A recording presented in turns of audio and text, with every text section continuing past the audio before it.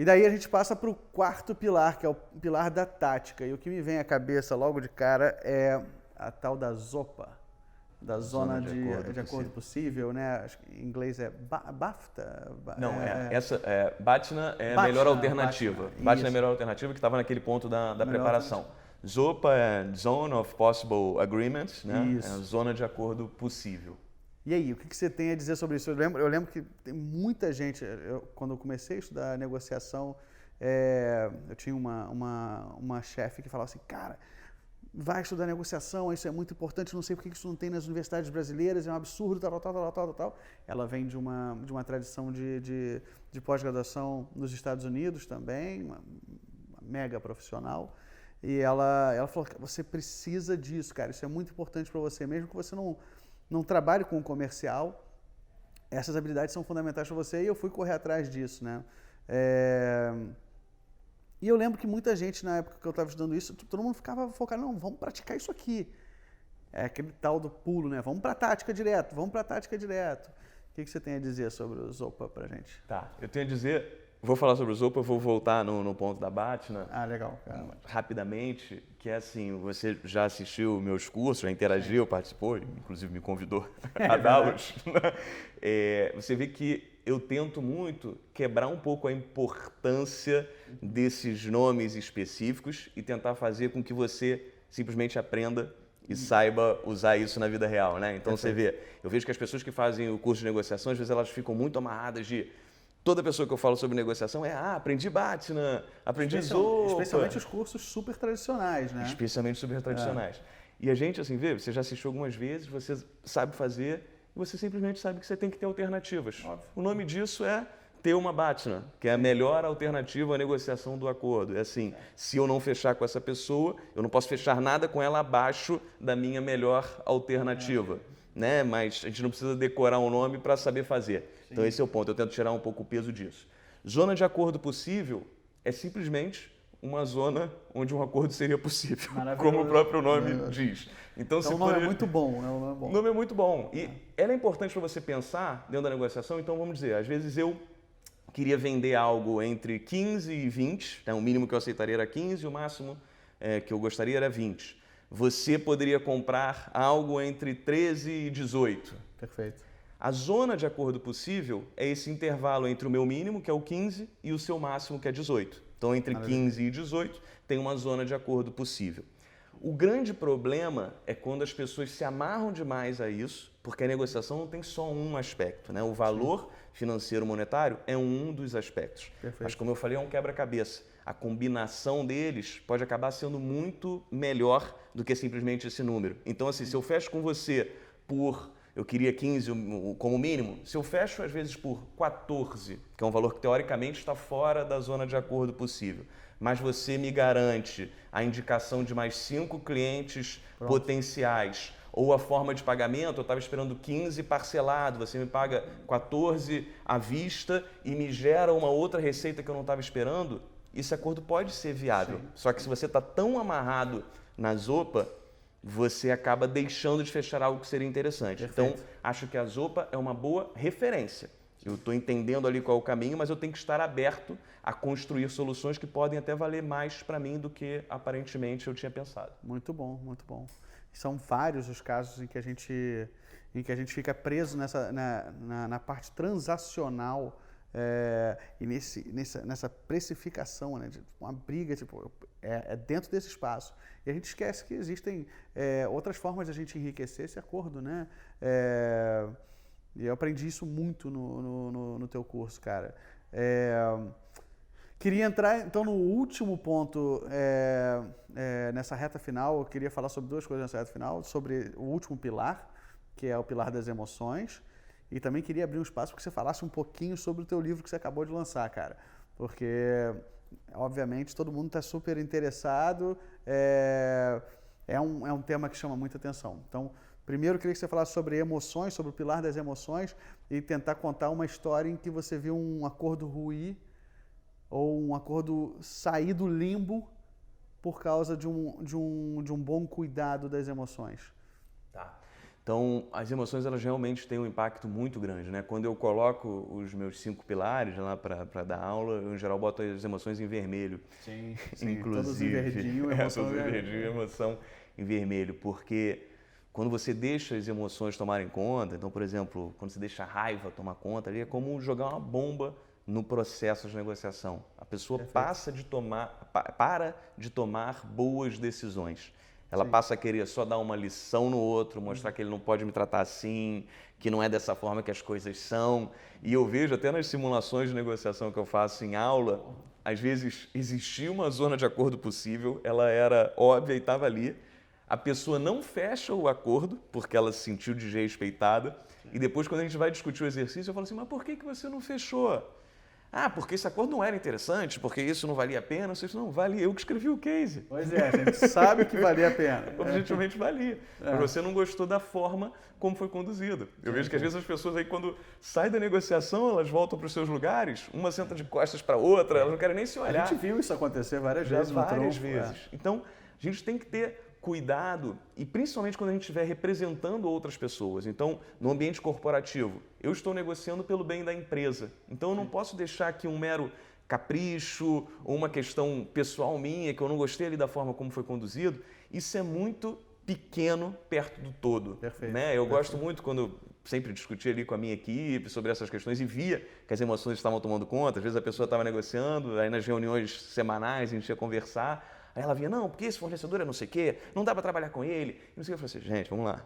As emoções estão tomando conta, estão nos cegando. Né? E eu gosto de dar um zoom out. Né? Legal, então eu falo legal. assim, olha, a gente está muito inserido nisso, eu sei que aqui a gente está enxergando dessa forma, mas vamos dar um zoom out, assim, pensa no todo, ao longo da quantidade de negócio que a gente pode fazer com essa pessoa, ao longo da importância dessa questão na nossa vida. Perfeito. Isso é muito pequeno Sim. perto do todo. Né? Então, eu, como negociador, não posso esperar só fazer negócio com pessoas que se comportem bem na mesa, que me tratem bem. Né? A minha postura tem que ser incondicionalmente construtiva. Perfeito. Quando eu pego um negociador difícil, que tenta usar essas táticas para me intimidar, ser agressivo, eu só penso assim, bom, o dia vai ser longo. Sim. Vai ser um dia difícil no trabalho.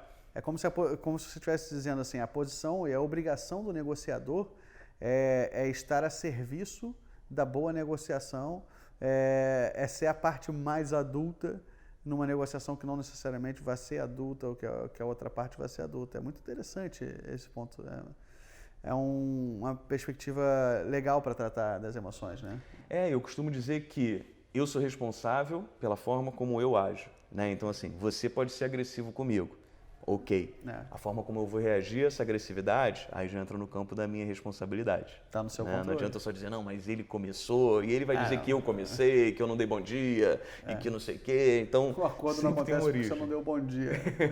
Já vi algumas vezes. Às vezes é só a origenzinha do problema que fica maior. Né? Verdade, verdade.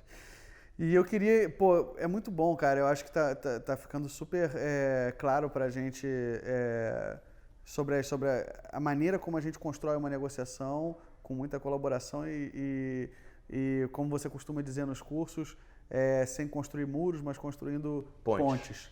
E aí eu queria fazer então essa ponte com o teu livro, cara.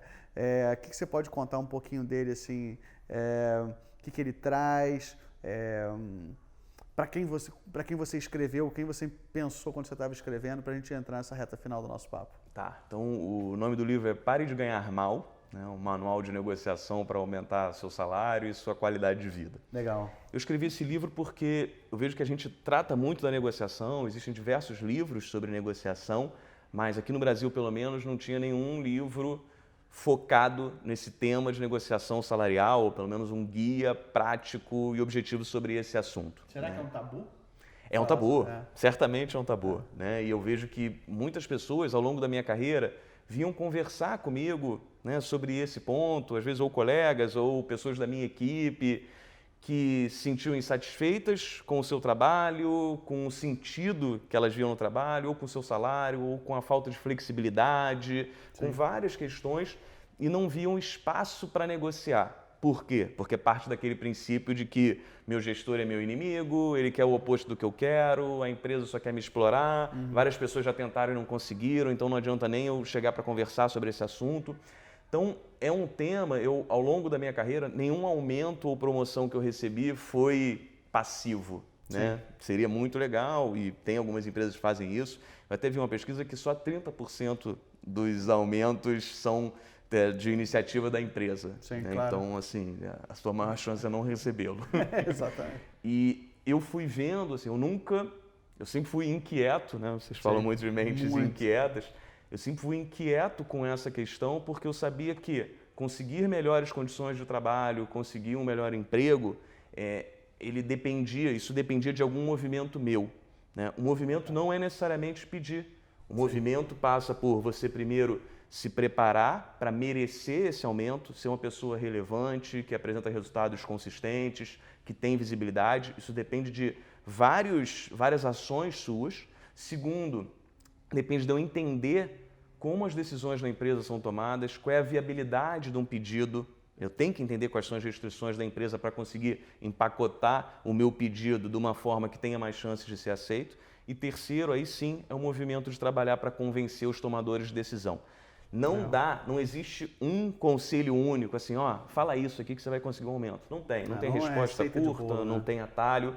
Existe uma dinâmica de negociação, existe a forma como a empresa vai te perceber, o que ela vai analisar para pensar sobre o seu aumento e movimentos que você pode fazer para ter mais chances no convencimento. Então, tudo que eu aprendi ao longo da minha carreira, tanto negociando como funcionário, como negociando com outros funcionários, como gestor, eu consegui compilar, condensar e montar um manual que seja facilmente aplicável. Legal, isso é muito bom, né, cara? Você poder traduzir isso para aplicabilidade real.